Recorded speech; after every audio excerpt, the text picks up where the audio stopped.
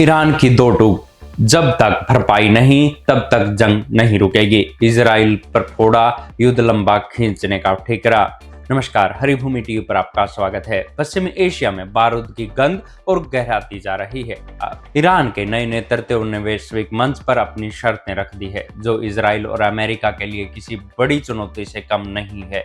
ईरानी supreme leader Mustafa खamenei के वरिष्ठ सैन्य सलाहकार मोहसिन रजई ने टीवी पर दिए अपने संबोधन में स्पष्ट किया कि ईरान अपनी संप्रभुता से समझौता नहीं करेगा। उन्होंने कहा कि हमारी सेना पूरी ताकत से ऑपरेशन चला रही है और हम तब तक नहीं रुकेंगे जब तक हम पर हुए आर्थिक और सैन्य नुकसान की भरपाई नहीं की जाती।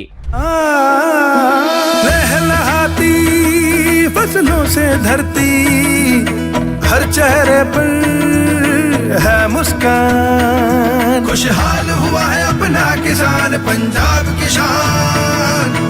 पंजाब सरकार किसानों की बेहतरी के लिए प्रतिबद्ध है। खाद, बीज और बिजली की आपूर्ति से लेकर फसलों का उचित मूल्य सुनिश्चित करने तक हर जरूरी कदम उठाए जा रहे हैं ताकि किसानों को अधिक लाभ मिले।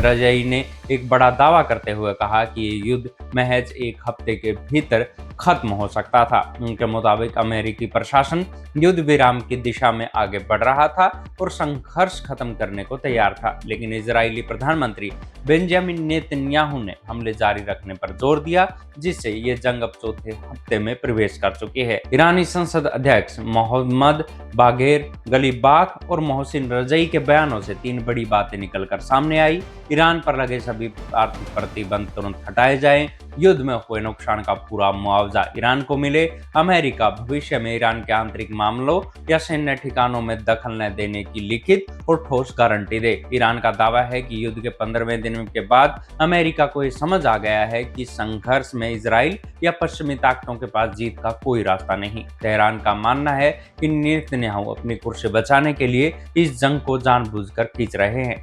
ईरान की इन शर्तों को अमेरिका और इजराइल द्वारा स्वीकार किए जाने की संभावना बेहद कम है। ऐसे में आशंका जताई जा रही है कि आने वाले दिनों में इजराइल ईरान के परमाणु केंद्रों या तेल के टर्मिनलों पर हमला तेज कर सकता है, जिससे पूरी दुनिया में तेल संकट गहरा जाएगा।